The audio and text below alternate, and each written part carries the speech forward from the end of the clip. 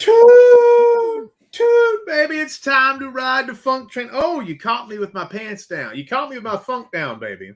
I got some brand new. These are too glareful. This is funktastic, but it's too glary. Anyway, it's Funkmaster V and Silverback. We're not going to sit here and talk like a couple of a-holes like we normally do. We got a guest today. It's our first guest. This is like, I feel like this. I think. We got some reverb. I'm not sure what's going on. Oh, hold on a second. It's on my end.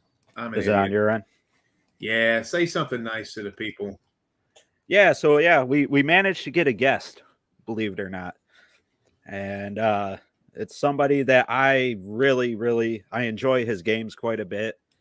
I have them all right here, so maybe you got an idea of who we're bringing on. It's our. Okay. There, you got it. I got it. I've been doing podcasts and bullcrap for all these years. I'm still a moron when it comes to this stuff. But yeah, without further ado, I mean, we'll just if we can overcome what just happened, if we can believe in the Lord, if we can love the funk, if we pray a special pray, we can make this almost as good as a 0 point or what is it called? The zero page homebrew. We can maybe be a 0-page homebrew. You're setting the bar awfully high. I know. I don't have enough felines running around and crapping everywhere, but we're gonna try.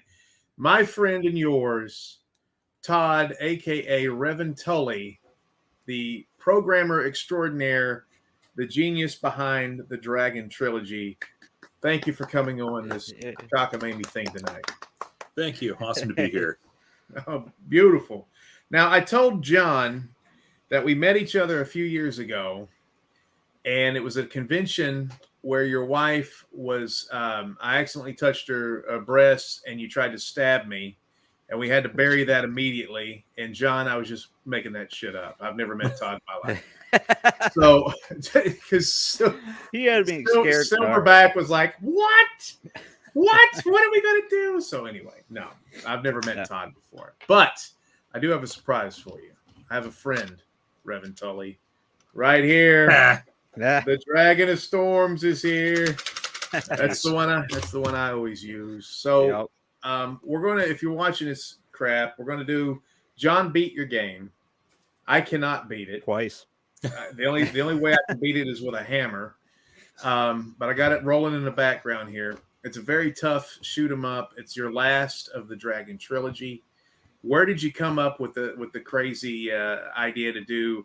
And I love this. I think it's one of the most unique ideas anybody's had in the homebrew world. 3 similar storylines and 3 different genres. Where did you come up with that idea? I think part of it was. Especially when I got into the 7800, I kind of started homebrew on the 2600, kind of cut my teeth there, and also realized there's only so much you can do. And then a lot of good tools and stuff were existing for the 7800, and I can kind of put a lot of stuff from one onto the other and just make more of it. I don't have to worry about running out of tech, running out of memory. But I looked in the 7800, I mean, is actually a pretty interesting machine, but doesn't have a lot of games, and it lacks a lot of games that you'd think it should have. Again, Dragon's Descent I made as a little roguelike where you kind of explored things. And that was really more a 2600 game that I then put on there. But then kind of wanted the theme, I like dragons. Apparently hedgehogs and plumbers were taken. Those were my first ideas. But then I don't know. I don't want some obscure like franchise getting confused about this. So and yeah, like with dragons, everybody kind of knows what a dragon is, but nobody really can decide on what exactly they are. So I can say like, oh, a dragon has feathers, a dragon has a title, all dragons are named Phil, and it's not that hard of a sell. You have a lot of. A dragon has a beef with one made out of fire, apparently. Like the snowy dragon and the fire dragon don't like each other. No, it's a great. If nobody's played it, it's on the Atari 7800. I think you have a couple of those games on the 20. I know you have Dragon Descent on the 2600, right? Mm-hmm. Do you have any of the others? Not on the 2600 yet. I've been tempted to go back to it. I've been looking at a couple different platforms, but I got comfortable on the 7800. Like the Dragon's Cache, I was kind of the first one released, but kind of the second one I had made. I was looking like the 1600 needs a puzzle drop game. Like it needs, I was playing Columns and Puyo Puyo with my friends on pretty much every other system.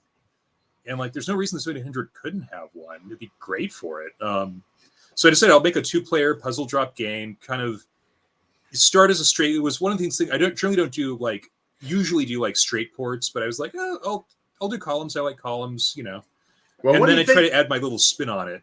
Let's stop you right there. What do you think about what's going on now, where the guys who are doing these wonderful ports are now going to have to figure out new ways to get them out to the masses? And to be honest, I appreciate the ports. As good as Popeye is, I've played Popeye a million times. So I always like when you guys come up with original ideas, and it's like, whew, your trilogy was saved. It's not like you did a Columns and a adventure, and then you did a R-type rip off or whatever, or a port. You did your own thing, so these things can be out and enjoyed the way they're supposed to, in my opinion, on physical release. What do you guys think? What do you think about now? It's going to make you guys probably scratch your head more and come up with your own ideas more often. Yeah, I mean, I came in kind of, I like to speak like either making my own games or doing enough of a spin on an original game so it's not a straight port. Like the Dragon's Capture is almost a one-off of like, okay, what is it like if I try to do a straight port? And even then I couldn't really do it. I couldn't commit. I made like the versus mode. I added a couple different modes, and I kind of wanted to make it mine, just a little bit even there. And it's funny because porting is almost a different art and discipline than like making your own game. I mean, you're going to have people who are very like, no, that pixel on Popeye's nose is not the right one. And you have to go back and you have to dissect what the game is. And it's fascinating looking through some of the development logs on how they did it. But yeah, I mean, and some incredibly talented people behind it. But again, it's one of these things where, another reason I don't do it, it's not the biggest reason, but it's certainly a reason is, if I do port a game that has a trademark character, at any given instant, I could have a lawyer sending a cease and desist. And I mean, okay, we've speculated on that, and we think at the very minimum that probably happened with something that just got released in the Atariage store, and Albert was like, screw it. The other spectrum that we've heard is that Atari and Atariage may start merging because there's starting to be some homebrews show up on the Atari VCS store. Nobody knows. And the thing that John pointed out, look at this guy over here. This guy's a genius. The guy that he figured out, he was like, all of the Atari ports, like Asteroids Deluxe and things like that, they're still in the store. So what's that about? So it's like, the plot thickens. So it's like they got permission. So I'm not sure. Is Adventure 2? Did you see that, John? Is Adventure 2 from the Atari 5200? Is that in there? Oh, I don't pay attention to 52. Oh, you're gonna get your journalism license revoked here. Right. Well, I can tell you here in a second. Oh, you're good. It's still up. Now, Dragon's Cash is very similar to Columns. Even the music is similar to Columns. It's a very good game, and but to me, Dragon's Descent, and I think I talked to you back when you released this. This kind of came out during COVID, at least the ROM did. And I had this Atari double stick gimmick that I bought from Micro Center. And I swear to God, man, when it was wintertime and nobody could go anywhere, I played Dragon Descent like a mofo, man, like it was going out of style. I beat the hell out of it. I played it. I changed all the modes. And there's tons of interesting things you can do with Dragon's Descent. It's an adventure type game. It's unique in a lot of ways. You can't shoot up and down, but that kind of makes it, part of the charm of it. And there's some pretty good boss battles and stuff like that. But the amazing thing is there's so many things you packed into that, like random mazes, and you touch the wall, you fry yourself, that type of thing. Different ways to power up your dragon. Do you want to become more powerful? Do you want to have more defense? All that stuff. I mean, there's a lot to that game. It's a simple game, but yet there's a lot of fisticuffs in that one. It's a lot of fun. So, and that was a port of your 2600 version. I don't know if that's or an adaptation. That was, and it was kind of meant to be almost, I mean, I'd been fiddling around with the 2600 a bit, and I kind of wanted to make a desert island game. Like, you know, if you're stuck on a desert island with an Atari and one cartridge, like I wanted something with legs. I mean, Adventure is an amazing game, but after a while, people play it blindfolded. You know, there's a little random element like in the you know, in some of the settings, but a lot of games are great. But then you kind of get to the point where like, yeah, you know, every single corner, every single little trick. And I wanted, I mean, you know, Dragon's Descent to be one where you can't really do that. I mean, like a roguelike, you know, it's you random. can't make it so there's a different setup each time, and well, you can have strategies that help you. You know, you can't just cover your eyes and just, you know, play through and know exactly where things are. And you know, it can throw you curveballs. Well, the thing about me and Silverback, and this is probably why we found each other after all these years, is we're technically idiotic. We'll never have a game that comes out as the Big and Funky Productions presents Street Fighter 6 on the Atari 7800. We'll never do that. And I still think inside of these things there's like little elves and pulleys and like little I'm not sure how any of this stuff works. Most of the people in the scene are programmers who are fascinated with the 650, because the thing about the 7800 is it was never tapped. Like the potential of the machine was never tapped. Right. And I think it's what all the enthusiasts and everybody was like, this thing is awesome. I was playing the Tower Toppler this morning, and the parallax scrolling and everything going on at once. It's just amazing. And it was like, and then the next game came out, was cracked. You know, it was just like, this game is a hot mess. But so with Dragon's Descent, is there like, did you program 10,000 mazes, or is it random? It's weighted random. There's ways you can kind of take a random thing and kind of correct it and kind of border collie it to do, you know, or like a bonsai tree, you can kind of control the chaos a little bit. And that was, some of my studies, I've done some programming work, but a lot of the stuff I like doing as a hobby is looking at that. Like, you know, you might have heard like procedural content generation as a buzzword picked around. And people are doing on these giant, you know, taking like modern day machines with GPUs that can simulate cities. And I'm like, okay, but like, what about a 16 kilobyte cartridge? You know, what about a cartridge that's smaller than the notes I have right now for the interview? You know, I think I could probably make something with that. So, okay, that's interesting. So like No Man's Sky is a procedural based game. Everybody knows about that. So Dragon's Descent in a way is the same. It's a procedural. It has the same idea where you can kind of take like simple numbers or some basic initial seeds or little parameters and have it grow into something. And so like the mazes I kind of have, I've weighted them so that, like every maze has a treasure, has an exit, has a key. But you're not exactly sure where it's going to be. And I weight things so like the deeper in the maze you get, the more powerful the monsters get, things like that. That's cool. And you'll see certain room types from, as you get deeper. But yeah, that's, and I mean, Pitfall famously did this. That's how you could fit 255 or 256 screens, is they basically had a little like random number that they would iterate back, and you can move it forward or you can move it backward. And that's how you can kind of get, the scenes. So. Yeah, you can get with a very tiny amount of data, you can create a whole lot of content. I'm going to be honest with you, man. You keep talking like this, I feel like a blonde in a dinner date. I'm just going to start twirling my hair and blinking and keep showing you my cleavage, because I don't know what you're talking about. But I'm going to laugh at your jokes, and I hope you pay for my lobster. So we'll quit talking about Dragon's Descent, because we're here to talk about your new game, Dragon's Havoc. But do you have a favorite maze number? Like, do you like 6210 or something like that? I need to jump through. I haven't explored in a little while. I mean, honestly, I tested so much on 1-1. That's kind of like the canonical one that, like, that one, because I was testing on that, I can actually play more or less blindfolded, at least to level 8. But yeah, I need to jump through and try, and I've explore a couple, because there are some really weird ones, some that are actually kind of pretty darn hard out the gate. But that's cool. Well, if you ever that would be an interesting thing for our website, Atari 7800 Forever. If you ever came up with like the top 5 developer mazes. That would be kind of a nice article, and just say, hey, I like this one because it is. And that'd be something for people to horse around with your game. I think that would people would be interested in that.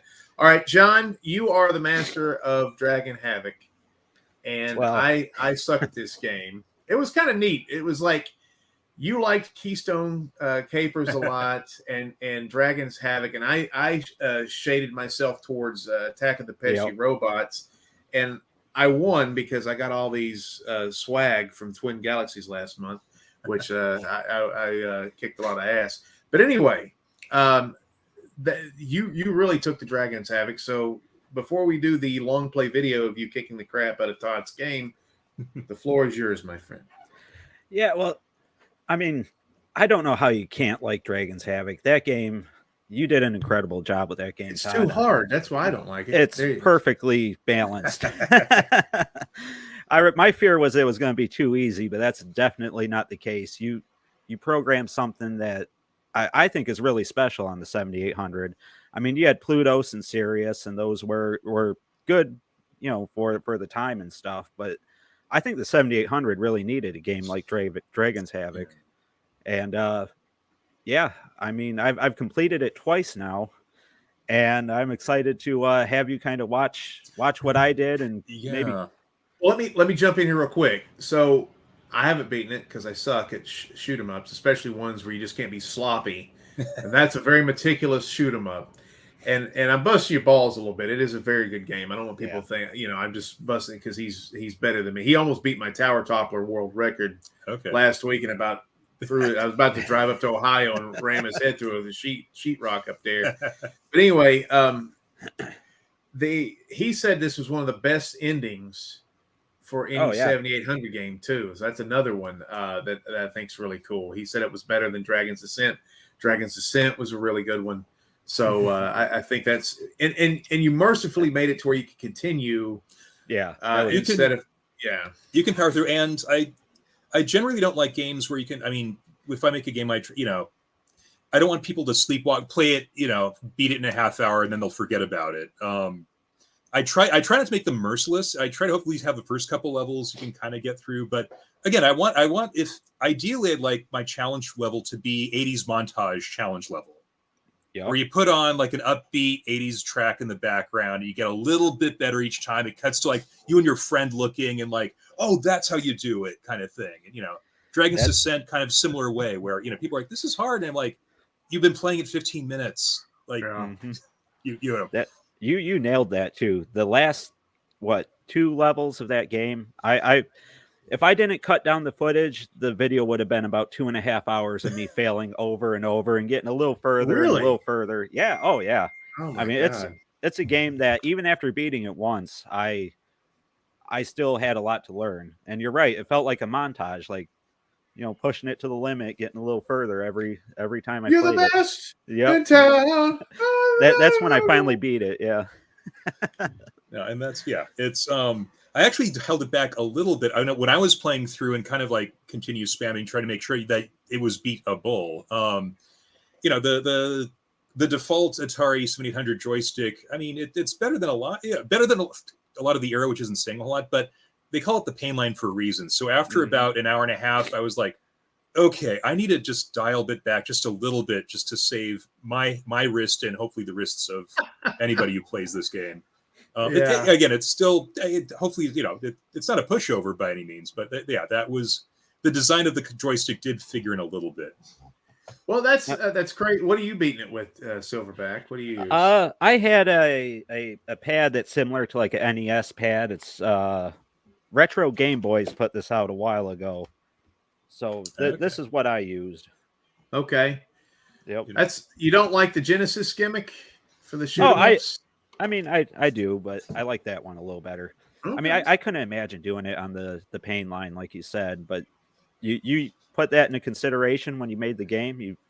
I try to play on at least default hardware. It's something that if somebody had, I don't want to expect people to, even though, I mean, a lot of people have adapters, and it's probably easier to find one of those and a Genesis controller than an original Pro line. But, like I kind of like to, the conceit is that it would be a game that would have come out during the 7800's lifetime. And so, so it should simply support the Right. Pro line, pain line for all its I mean, I got it. benefits and faults. Oh, I'll tell you something. That's a great controller for Bob's Bentley Bears Crystal Quest, because you have to cord the buttons when you jump.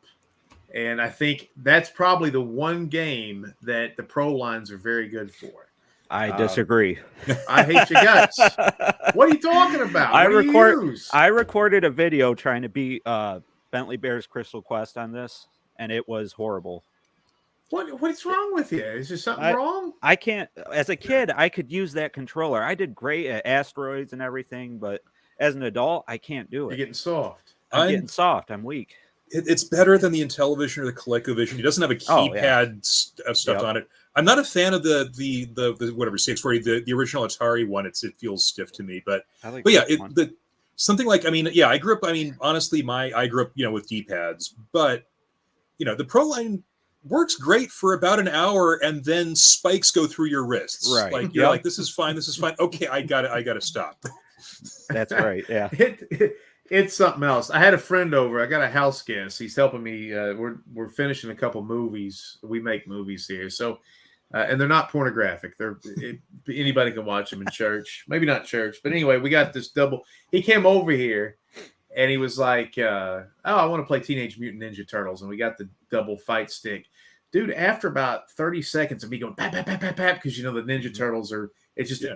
I felt carpal tunnel like going up through my bicep and I was like, what is happening, dude? So yeah, that is a very unique thing. Before we get to the thing, I wanted to show what I got from Atari today. Sorry, Todd. But we'll get back to you here. This is interesting to me.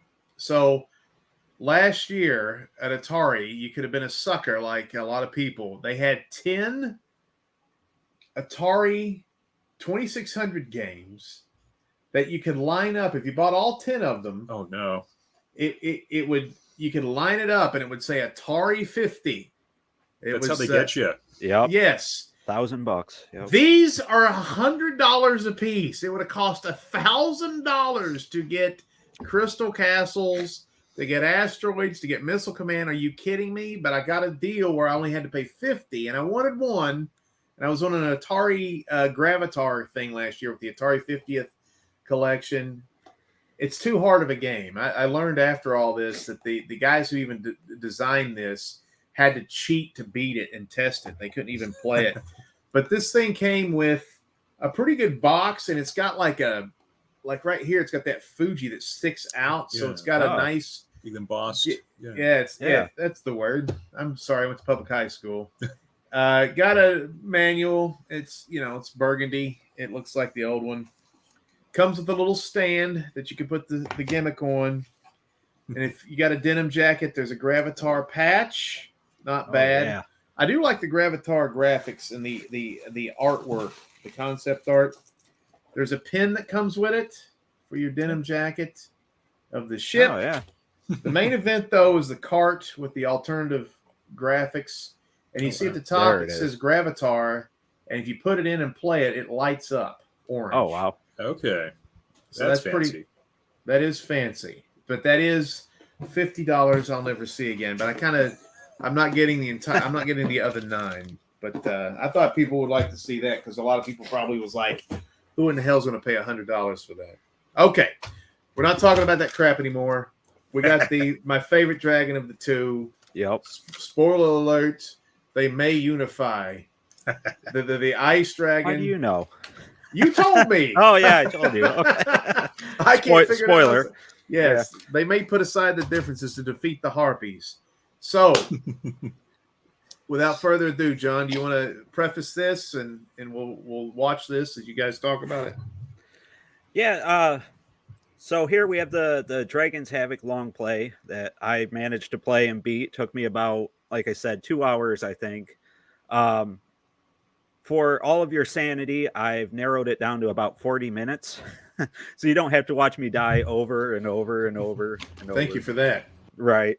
But I got to say, there was not a single moment that I wasn't having fun playing it. Like, yeah, you die a lot, you get a little further, but I was having a great time the whole time. I mean, the game is an amazing game. It's an amazing work, and I can't wait to get your reaction on as we play it. Maybe get a little bit of information about the game. Wonderful. Glad to hear it. You're never sure, Right. About.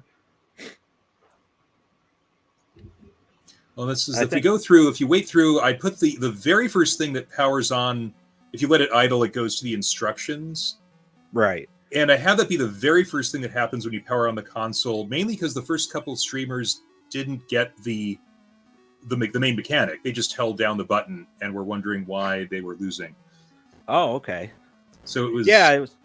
I noticed if I wouldn't have touched a button, the directions come up. So that was because it was too hard. No, it wasn't intuitive. Like, people need to be told. I mean, I saw just a couple people like streaming, like playing for 3 minutes. They're going through like 20 other games, and this is one of them. And again, it'd be like just somebody cold playing Pac-Man. Never played Pac-Man before. Didn't know what Pac-Man was. Not realizing the Energizers allowed you to eat ghosts. And they're like, they would play through and say, "I can't eat ghosts. Why do the ghosts keep killing me? This game is dumb," and then quit. And then so I'm like, okay, I need to at least do what I can to tell people. You can't just hold down the button. You gotta be accurate, which gets harder because the more accurate you are, the faster you are, which means it's more likely that you're going to miss, which means to slow you back down. Right. It's a mess. And John, you kind of sucking here, but I know on the first level. I thought you'd be a little bit. I suck through the whole thing. You think I'm great at these games, but I'm not. I like this. This kind of looks like what Sentinel should have looked like. It's got parallax scrolling. It's got these backgrounds. Yep. And I think, did I review this game for the website or did you? I did. You did. Yeah. So I think this game, the graphics get better as it goes too. And I think it's fine here, but I think later on it's like, wow, this is a really cool looking world. Well, Todd, you implied some great effects, especially for one of the later boss battles, and as you get further in the game, are you getting closer to that city in the background? Is that the idea? Yeah, the idea is, there's kind of ruins and stuff, and then that you kind of get, they're scattered throughout, but the idea is that you're going toward this, like, one of the bigger ones that, there's, and again, nobody knows, the ruins are there, dragons don't really care about these things, but what amounts to the plot is, like, a couple did go into one of the larger ones, and this is what kind of the kerfuffle's about. So what's the story of these two dragons? Are they brothers? Are they what's happening with the storms and the embers, guys? There's kind of there's an elemental motif. Yeah, there's with embers being like fire and stone and fire and earth and storms being wind and sea. And so there's kind of the mechanically there isn't a whole lot of a difference, but the idea is that they represent kind of these elemental forces of nature. And you don't want to take off a giant fire or a hurricane. So that's kind of what they adopt themselves. And as we come up, we'll find, a lot of dragons seem to like titles. We're going to probably find in just a minute that the first dragon monarch you meet has his own little title. And there's a bit of a theme going through it that I don't know if you caught on. I played a little fast and loose with terminology, but there's 7 main dragons. And spoiler, a little surprise at the end. Yep. What does that mean then? There's 7 dragons, so what does that signify? 7 of a lot of things. I often will use 7 just if I need a number for things. That even Dragon's Descent, I kind of made 7 levels. Like you beat the boss at the 7th level. That's right. So here, was the idea always to have like the 3 stages intermixed? So you're always outside at first, then you go through a cavern, and then a boss battle. Was that? Yeah, that tended to work out okay. And again, each one, I'm using a little technical trick. It'd be hard to kind of do it all at once, but I could have a nice parallax, pretty stage without any real obstacles, but a lot of enemies. Oops. Then an internal one that doesn't have a scrolling background, but I can put in blocks that you have to dodge and weave around, and then kind of pull out all the stops for like a single screen, large scale sprite dragon that as a boss with kind of a vanguard of critters helping him. I like that. It kind of, the way that you set this up to where it's outside, then inside maze, and then boss battle, it was easy to it felt like you were always moving towards something, like you weren't lost somewhere. So Dragon of Venom. Yep, Zilia, Dragon of Venom. I'm I'm gonna trying write to look this for down. the, yeah. I'm trying to see what the correlation is here. If we're We'll see. If you get the list, there's a couple of names that might come up. But yeah, again, I play a little fast and loose. The actual names themselves, I use as either kind of like some Greek or very old ancient words, often for the term. I think Zilia is Greek for venom or poison. But okay. Yeah, see, you're smarter than us. See, this is the Yeah. problem. This is why we're not having a good time, and I apologize. I like the graphics of this one here. You got the sky upside down here. The clouds are kind of. You got the rocks moving at different Yeah, speeds. It looks great. I like the colors of this one too. This was fun. I took a photo of a sunset. I used a photo of a sunset originally for the color palette, but when I used it exactly, it was a little bit too gray, and it actually honestly looked like a Commodore 64 game. So I made it a little more saturated, a little bit brighter. Which again, like Atari Rainbow bands is a look that if you're not going to have bright, if you're not going to have giant bright rainbow colors on an Atari system, what are you doing? Exactly. Well, and you look at, there's no flicker, and so anybody who's like a Nintendo fan, suck on this. This is, right. this is so much better than what the NES could have done with this game. Did you make this out of 7800 BASIC? Yes. Wow. That's actually, yeah. It's. I'm honestly kind of amazed, but it's a wonderful tool, and that kind of. If I were doing this in assembly, I'd still be fiddling around trying to make a box move across the screen. This was. People could say, "Oh, you can do more with the assembly. You can do, make it faster, make it do more things." For this, it's good. It's the right tool for the right job. Oh, it looks great. See, I think Bob DeCrescenzo, Pac-Man Plus, still uses it, and I know like Muddy Funster, I think uses the newer, and so yeah, it's interesting that there's different applications because it's like I said, I make videos and movies and stuff, and sometimes I use Mac and sometimes I use PC, and it's just what you're doing. Yeah, sometimes is or it's like playing different basses on different songs or something like that. It's just a different flavor. Assembly is like. If IKEA furniture, if you get somebody under basic is like a build-it-yourself couch, assembly is like here's a block of wood and an axe. And like you could make a better couch with it, but it'll take a long time, and you're obviously more likely going to have a big mess if you don't know what you're doing.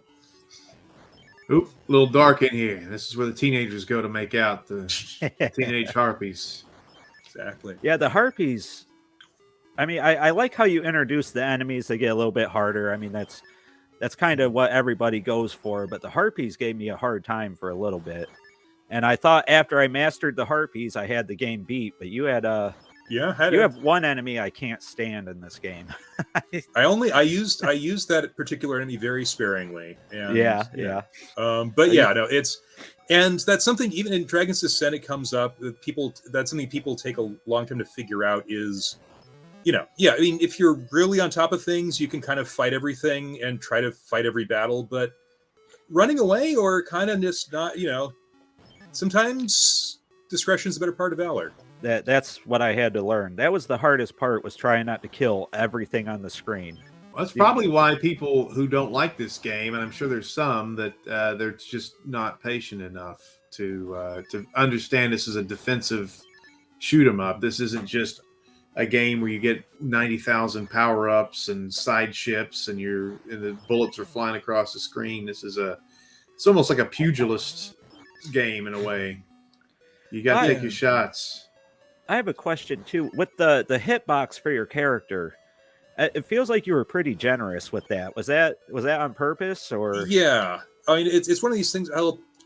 Again, if the hitbox works in your favor, I have never gotten a complaint that the hitbox was. No, you won't hear me complain. No. If the hitbox is too big, or it feels like you got hit and you really didn't, I'm gonna get angry letters. If a bullet probably should have hit you, but then you get by, you're like, okay, that's fine. I clearly am a badass and dodged that bullet.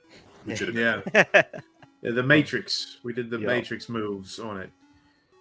So the harpies are. Here we go. Let's Lenorm, Dragon of Frenzy. See, I'm not going to get any of this frenzy. Now I'm thinking about robots. Now I think I did all this in one playthrough. I'll tell you where I started dying a lot, and we'll see. This dragon looks a little sickly, like he needs some, I don't know, like some insulin or something. Hey, it looks like an iguana I had once that I forgot I owned for a month. Oh, no. And then he wound up as a belt. Yeah. So you've got a new game coming out called Harpy's Curse. And so is this a bad guy that's turned good? Is that what the if the setting's kind of shared, I mean, they're all monstrous. Nobody generally thinks of dragons as the good guys. Although if you ask a dragon, though, they're saying they're just doing what they're doing. So yeah, it's. I mean, the idea is a lot of games where you either play a human or you play something that's someone or something that's overtly heroic. But this one, treating like creatures, maybe selfish creatures or maybe self-interested creatures, but just animals. But I think it's just something that I kind of like to do is make kind of protagonists that are a little bit outside of the norm. So does the Harpy ever have to fight one of these dragons that we've fallen in love with over the years? Like, does the Harpy have to take one the dragon of embers or anything? That's as light spoiler coming up. It's going to be in a level or a couple levels. The ones that I more or less use the same type of behavior code and ported it in because I needed something that was a bit of a challenge. Harpies. What you're doing in Harpy's Curse. A lot of it's about maze, but it's about exploring and stuff. The enemies are there; they can kind of pose a challenge, but there wasn't like a oh no moment yet. And then I was realized, oh wait, I have a good oh no kind of enemy I can kind of. That I already have from one of my previous games. That's cool. Yeah, I always thought it would be cool to play when I was a kid, like be a stormtrooper. In the 90s they came out with that type of thing, and that was always a blast to kind of be the bad guys for once. Even though you're saying these are not morally these are all morally ambiguous creatures or whatever. Yeah, it's more. This is like, maybe there's David Attenborough's like narrating what's going on here because it's like a nature special. That's a good Where line. we see the Dragon of Storms. it's like it's on PBS. Yeah. Ooh, velvety. This is even more sexy than the last one. Yeah, it is. Yeah. That was the NES can do a lot of things the 1700 can't, but something that even the 2600 and the 1700 have is a really amazing color palette that nobody ever really, I think, had a more color depth until 16-bit era, and you miss it if you're doing other systems. Yeah. Oh yeah. Well, these levels, the cavern levels, almost remind me of like Link 2 or Metroid kind of tile pattern. Is that kind of what you were going for, or a little bit here? It was one of these things. I think, some levels I think work better than others, and some definitely look I think work out aesthetically better than others. But yeah, this one I wanted like a rocky, rocky background and stuff. Actually, a little bit of these. I kind of after the fact realized this looked a lot like some Mega Man levels. Oh yeah, so like the construction theme levels have these kind of nice little rock patterns that.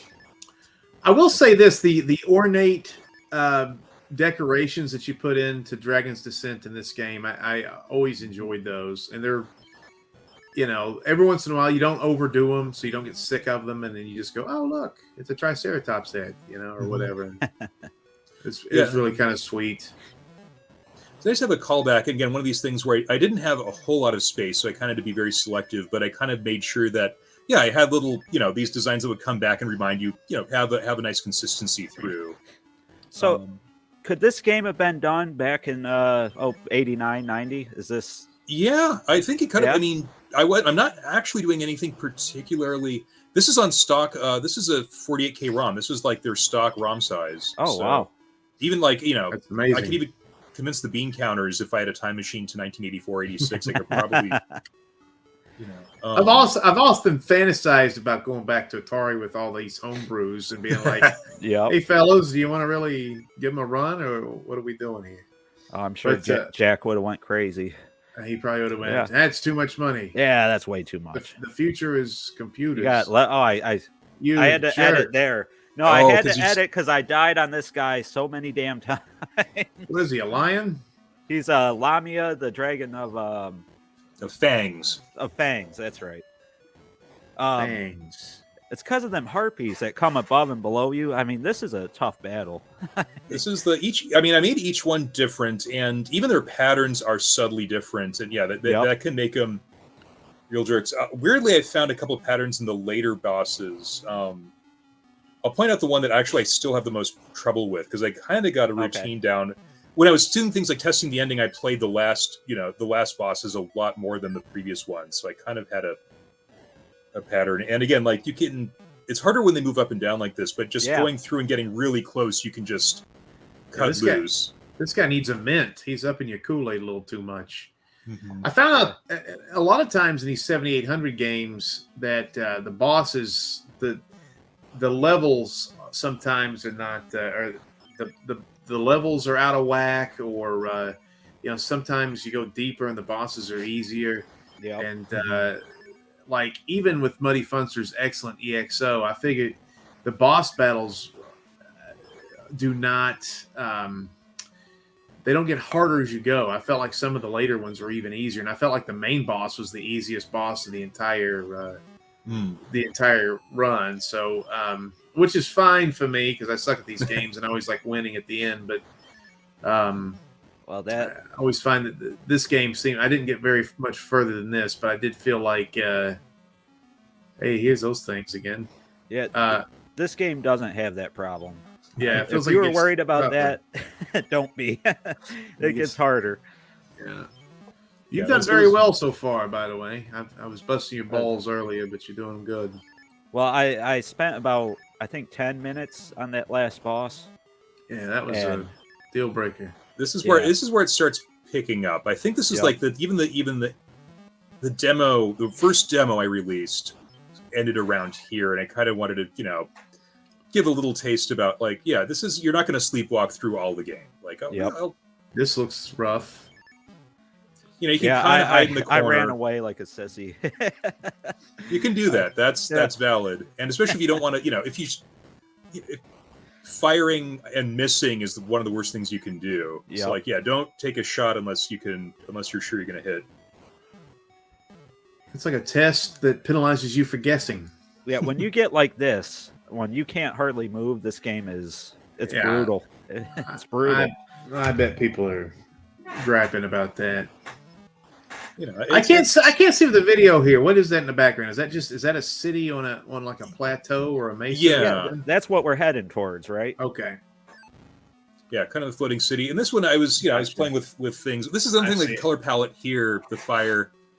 Again, something like the NES wouldn't have this color depth. And seeing it in person on a CRT, it not quite 16-bit, but it looks it's a deeper depth. This level is gorgeous. I love what you did with the white and the blue. Oh yes, looks regal. I even think I mentioned this in the review. Once you get to about here, this game is beautiful. Looks like an inner city prom. That's another thing. Like on the CRT, it looks like you have a filter. Like it looks fine on a digital display. But when I try to test out, I have a 12-inch Emerson television. Hey, quit bragging about that 12-inch over there. Good grief, keep it down. Yeah, you're kind of being a jerk here, Mr. Revontuli, with these. Oh, it's hard. Yeah, that's brutal through there. Just each room. Yeah, this looks cool. It's awesome. It looks incredible. Well, you're about halfway through the game, so you should start getting the hang of things. I feel like I've earned the right to throw a couple curveballs on people who are like, yeah, I got the game. I got to level 4. I can. Well, I remember that was my fear. Was that's the a game? New thing. Yeah, those things become a major part later in the game. Walls. My fear was this game was going to be too easy. I honestly thought, man, I'm flying through these first 4 levels. The first time I played, not this time. Just to make you feel good. Yeah, but no. Are there any? I'm sorry to interrupt you. Are there No. any? Can you right through there? Are there any secret holes up or down? It looks like maybe like a little Mario thing. Like you could maybe warp one way or the other. No secrets like that. There are cheat codes. Oh, okay. Oh, okay.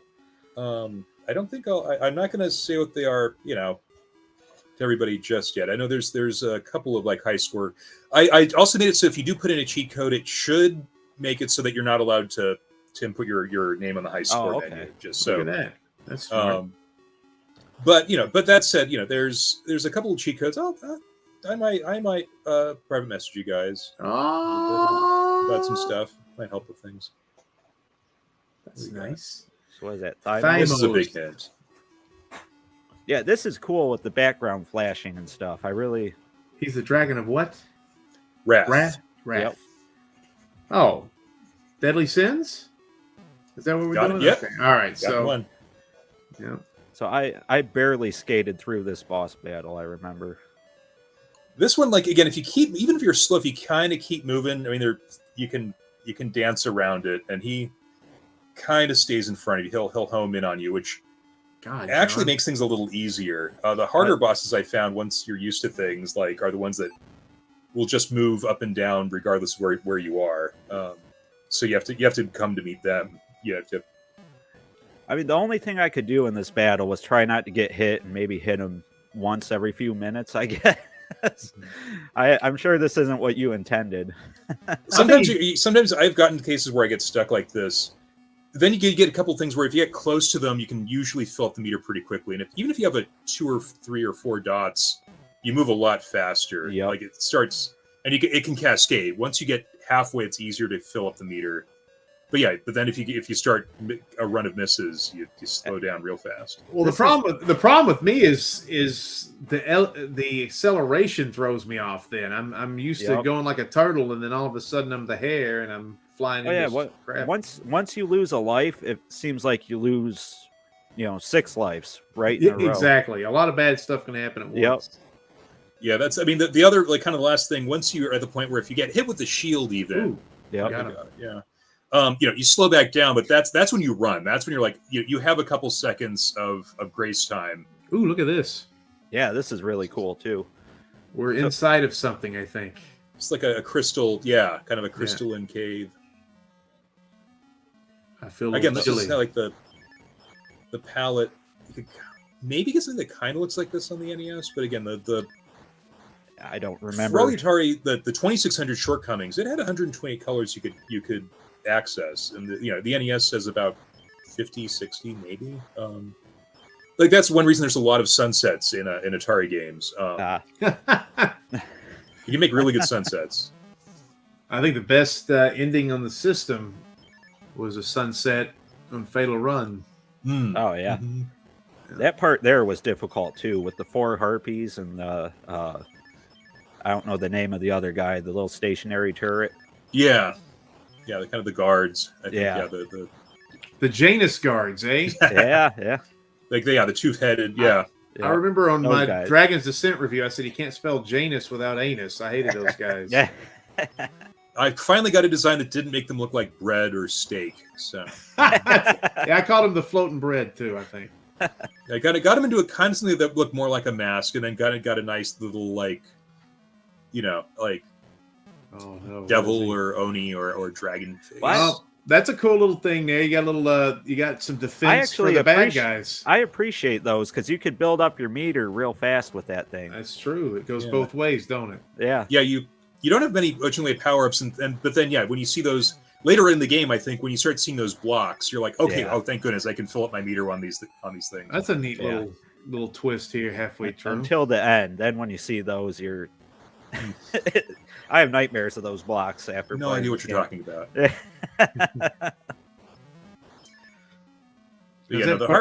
harpies are kind of your 9 to 5 just like jerk enemies. Like they're the ones that you're like shaking your fist at most of the time.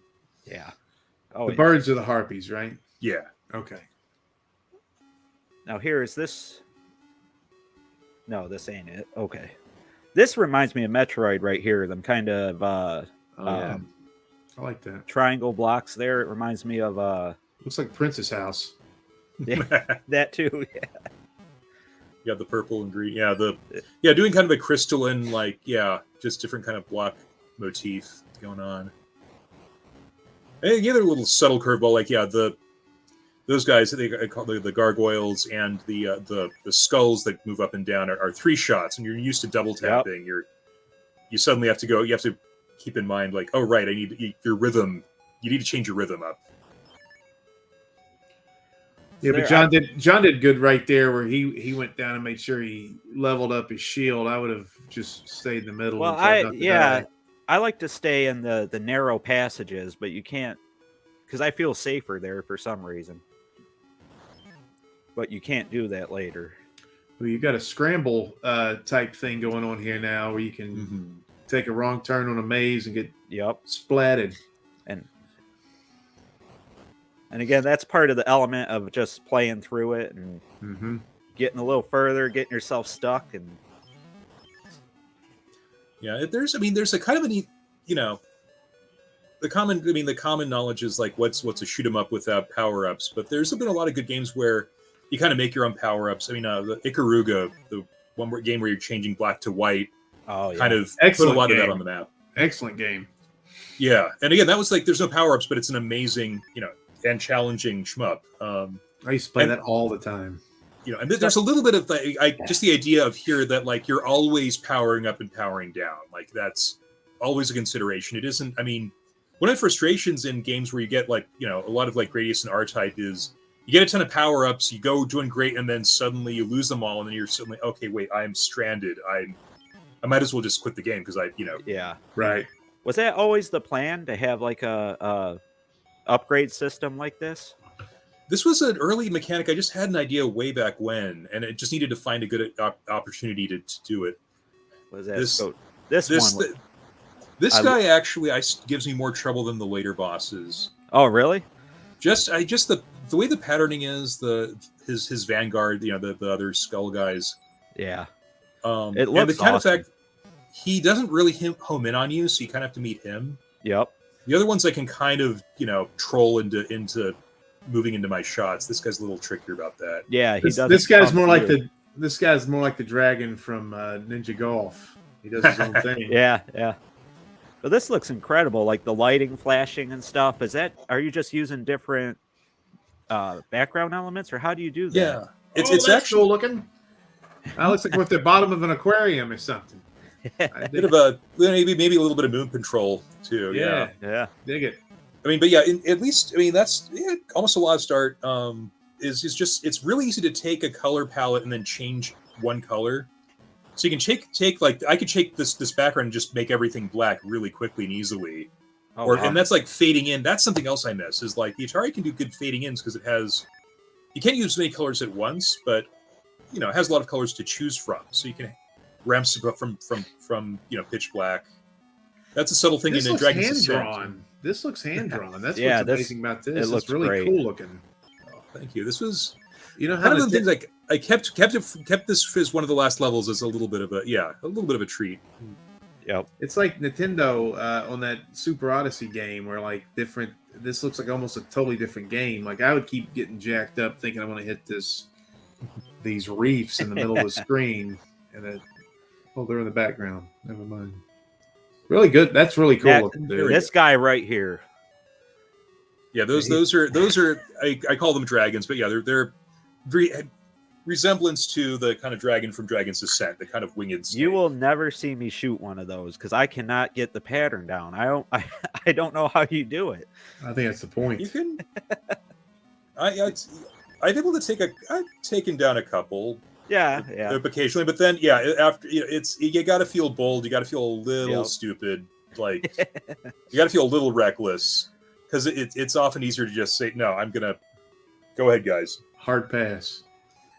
But yeah, those are they're the only enemy that besides bosses that take I think 4 shots. So they take a ton of shots and they move like crazy.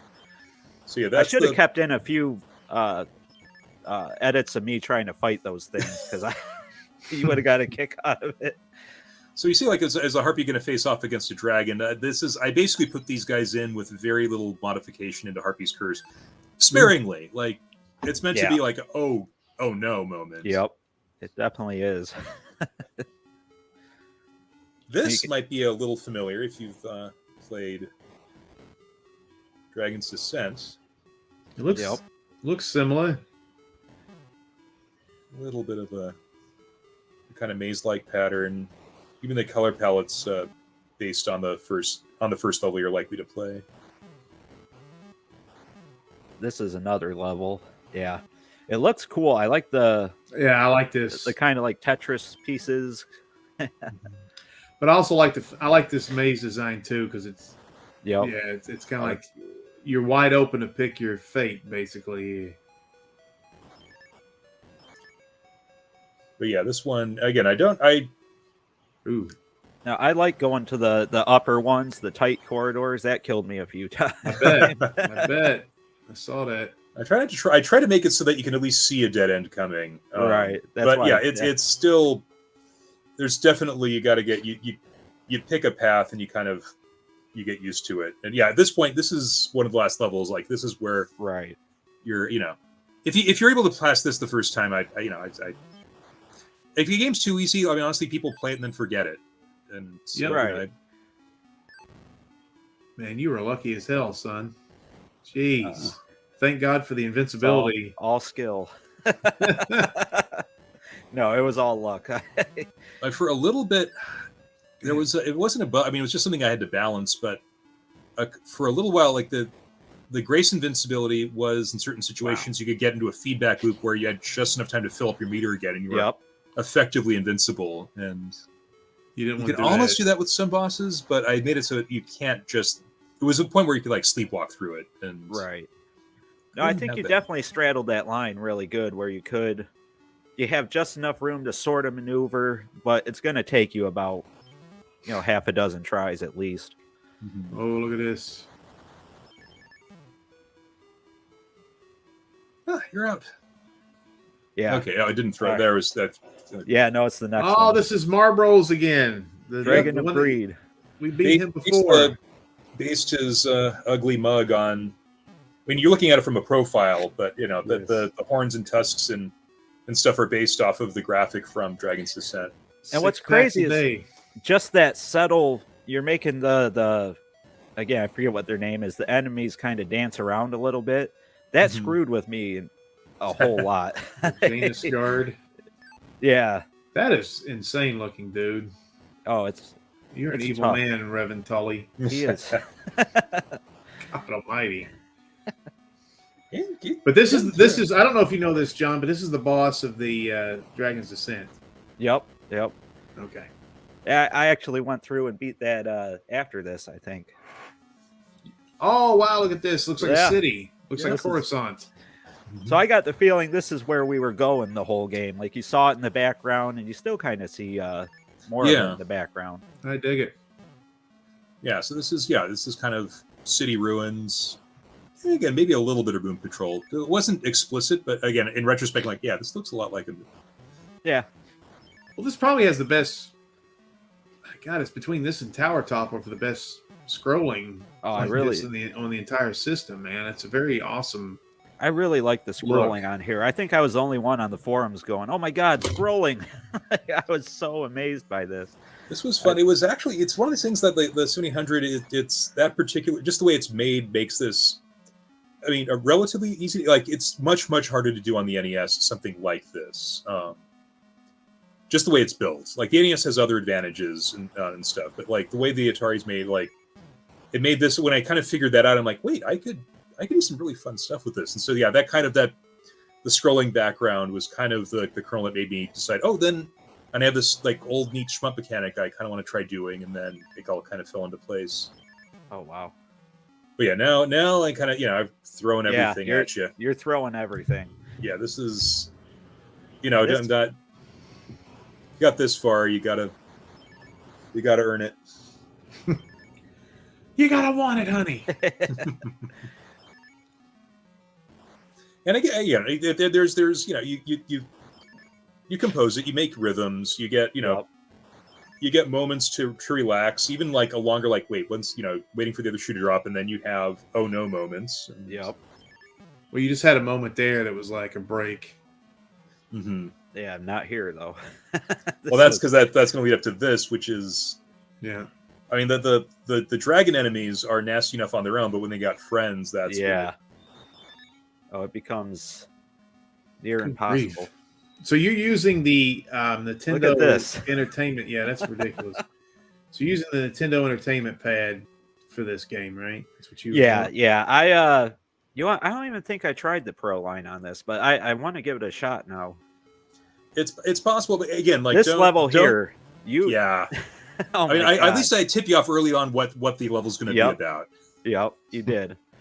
But you almost was the intention, like as you're shooting the enemies, you have a stray shot, you might get an idea where the hole is in the wall. Yeah, that kind of like you got to be, again, in this case, you kind of do need to know that you're going to miss. So you got to be sparing, but then when you get bubbles coming up in seconds, right here. Yeah, you got to be like, oh, there's one. Oh, like yep. Yeah, it's diabolical. It's nuts. This is I'm like, this is the last level. How do I really somebody's like, oh, I'm the last level. I got it. I'm in the hang of this. I'll just avoid these guys. I died on this part probably more than any other part of the game. I can tell. It's really neat seeing, again, with the long play, kind of seeing what kind of a playthrough looks like. That's a really cool switch. I like, especially here. I got lost. You can. But I like when 7800 games have different. It seems like a lot of the original releases, they lose the ability to come up with new stuff. Like Atari Warriors gets really rudimentary. Midnight Mutants too. Yeah. The more it's like, oh, this is a great game, and as you go, it gets kind of worse. I like when games kind of do the reverse here on this system. Very good job, Todd. Thank you. No, that's again like something where you're never quite sure if it's going to come together, and right. Yeah, and it's great to see. Yeah, did I pace it out right? Did I, did I put all the cool stuff up front? Did I hide all the, all the really cool stuff behind, places where people never get to? And this game's a head trip too. You think you're about to die, you take 2 or 3 shots, and then you're like, oh, I'm okay.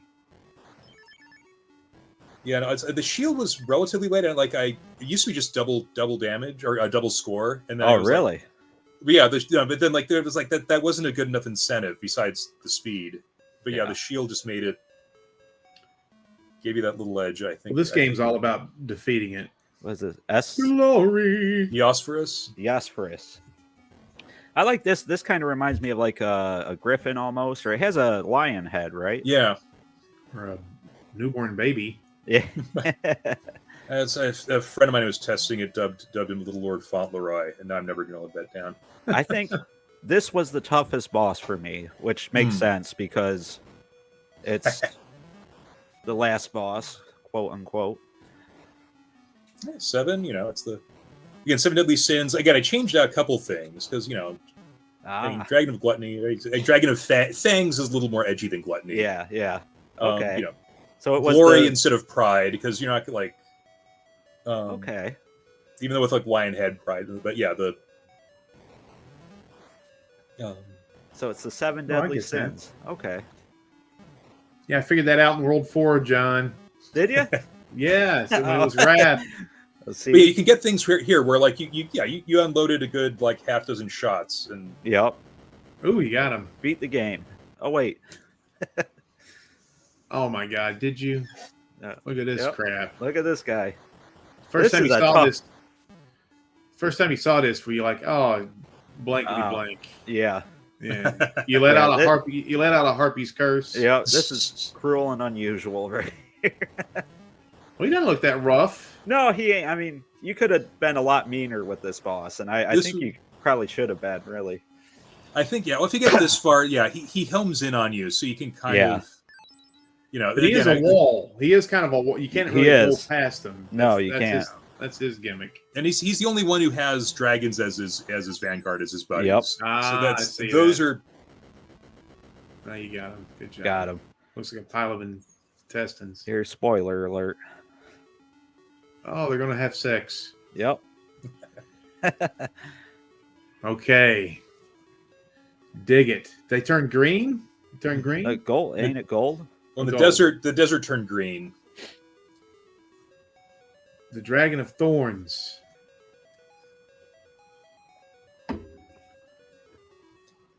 So yeah, they're all kind of, each of the dragons is 2 of the 4 elements, but then you combine them. I decided to do life, kind of combining all of it, and then kind of having a plant motif. But Dragon of Thorns again sounds a little more. It has a bit more of an edge than like Dragon of Plants, Dragon of Leaves. That's a pretty terrible score, man. Are you Yeah, embarrassed by that?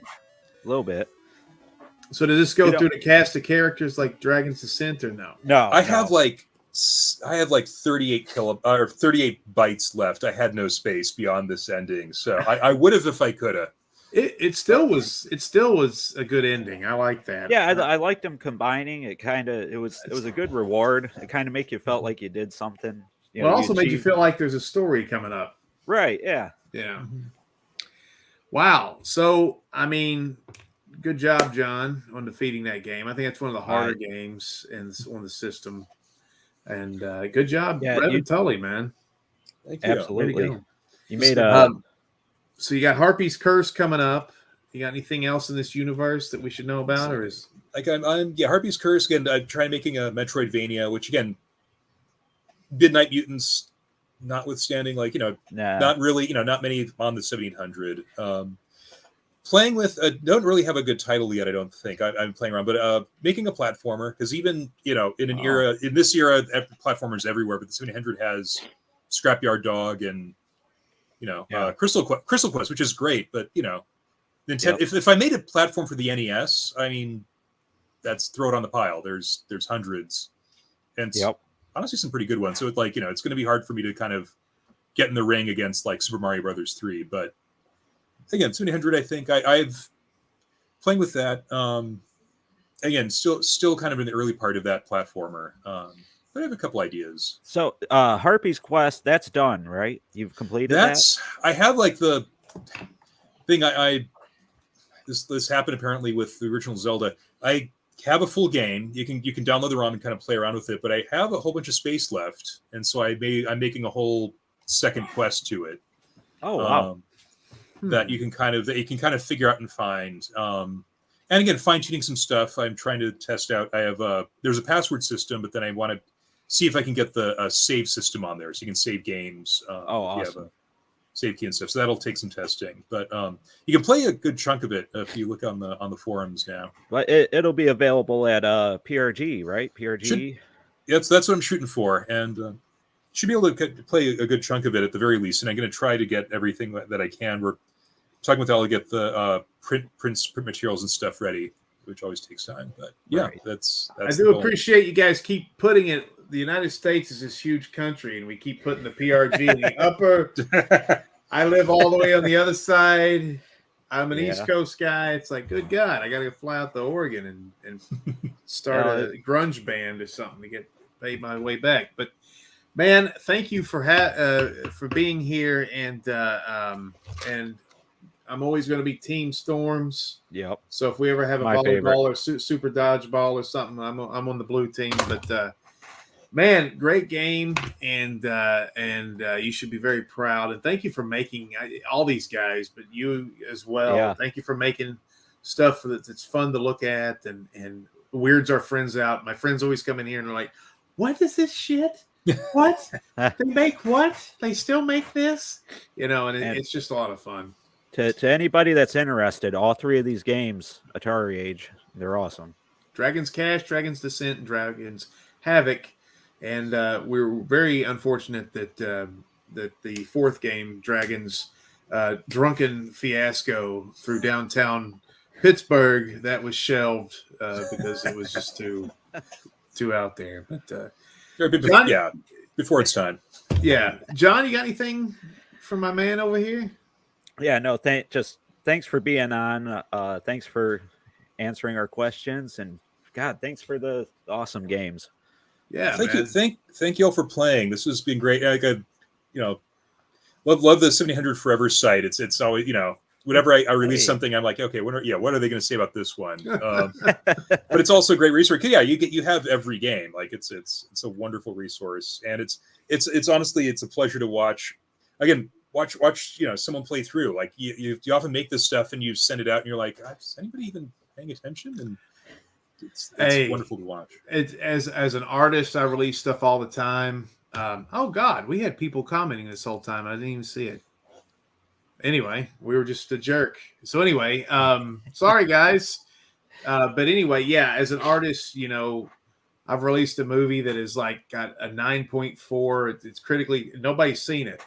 And then another one of my movies is everybody watches it and it's not as good as the other one and stuff. So it's like, I don't know. Sometimes you don't have control over these things, and you're just like, Exactly. you know, you're just like, golly, man. I hope people enjoy it. I know I can tell you this. We're telling tales out of school. John really liked this game a lot. In fact, he was just like, oh my god. And again, I'm having a hard time with it, so I'm just like, I'm going to put this over here next to Cracked. No, I'm just kidding. But I'll tell you, I was a big fan of Dragon's Descent. You'll never. It's one of my top 10, probably 7,800 games. So thank you. Now that's and what that was my kind of one of my other little goals is I was trying a couple of different genres. So if you don't like one in the trilogy, you probably will like the others. You know, if you don't like shmups, you like try Puzzler. And Dragon's Cash was good. I remember I bought a Columns. That's a beautiful game too. I bought a Columns game from an auction one time, and my wife was pregnant. The only time she ever did this, she said, "Where are you going to put these?" I bought Street Fighter 2 in Columns, and she was pregnant, and she said, "Where are you going to put those?" I said, "Well, in the back." She goes, "Those aren't coming in my house." So I had to leave Street Fighter 2 on the front porch next to Columns. Well, the weather caused Columns to catch fire one day on my front porch, and I lived in a wooden house. And every time we went out at night or anytime, there was always like 6 or 7 neighborhood kids asking if we had change for $1. So we had to take the Street Fighter 2 machine off the front porch. But anyway, I've always had a soft spot for Columns after it almost burned my house down once. But anyway, man, thank you so much for staying with us. And it's a little over, and I know you probably got things to do, but man, it's great stuff. Blast. Thank you. Yeah. Yes, thank you so much, brother. Take care, and you guys too. We'll see you around. All right. Well, Atarians are not good at goodbyes, I don't think. But man, it was I thought you had a 40-minute playthrough of a shoot 'em up. I was like, this is going to put me to sleep, but it was actually pretty interesting. Well, it's a great. I mean, that's again Revontuli. He made a great game. It's fun to watch. I mean, try playing it. I tried. I can't get it. I mean, I like it. I mean, I kind of bust your balls over it because you don't like one of the games that I like a whole lot. So we're kind of busting each other's balls over that. But I do like it. And I do like the thing that I love the most is that you've got this universe. That this guy was like, I'm going to make a trilogy of 3 random genres. Right. And now he's got a 4th. And if he has a 5th you got a little Janus bread running around, he could make it like a children's game. The Janus guard bread, he's got to go find his butter, or whatever. And he could jump around, jumping over Harpy. Get buttered, huh? Yeah. Yeah. I didn't realize that was supposed to be a mask. I always called it a loaf of bread. Oh, the loaf of bread's shooting at me. The loaf of bread's turned bad. I don't know where he came up with the idea for a puzzle game, adventure game, and a shooter game, but I'm glad he did it. Yeah, I am too, and I think he's into dragons. I mean, I think Revontuli. I don't know if he's in a. If you look at his eyes, he looks like a dragon. He might be a dragon. He might have dragon's blood. I think he's a dragon. He's got them. A lot of the Atari guys, like Bob, is a sweetheart, right? Like Bob looks like he'd give you a hug.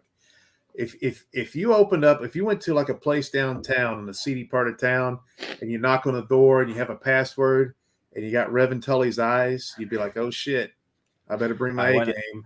He's got them piercing out of the eyebrows. It's like there's a motherfucking dragon man in there. I got to watch out. Well, anyway, so if you're watching this, and again, I'm sorry to Pack Billy and Jesse and everybody else that was watching, and we ignored you. But anyway, we're gonna review Bob DeCrescenzo's 40th Pac-Man gimmick coming up, and we want to say thanks to Todd, and thank you for doing this. This was last minute, and I think it was all right. And you came through with this playthrough thing. This. Jesus God, look! Hey, what is it? The police? Are we in trouble? I'm getting busted. We're showing freaking unauthorized Atari games or something. I didn't get Revontuli's expressed permission beforehand. That mother effer called the cops on us. Yeah, he kept me here on purpose. I like Vlad Zaninga's games better anyway. He's gonna put us in jail. No, but anyway. Oh. All right, man. It was good. Yep. I'm gonna go entertain my house guest. Todd, if you're still watching or whatever you see this, man, thank you so much for the games and everybody, all you guys, all you cats that make these games. They're a lot of fun. You guys, god dang. I mean, seriously, when's the last time you played a really bad Atari 7800 homebrew? It's been a long time. Oh yeah, it's been a real long right? time. I mean, right? There's one you've played that you don't like, but we're not going to say that. No, anyway. I like them all. Do you like them all? Even the new one you got? No. Okay. All right. We'll talk to you guys later, man. See you. All right.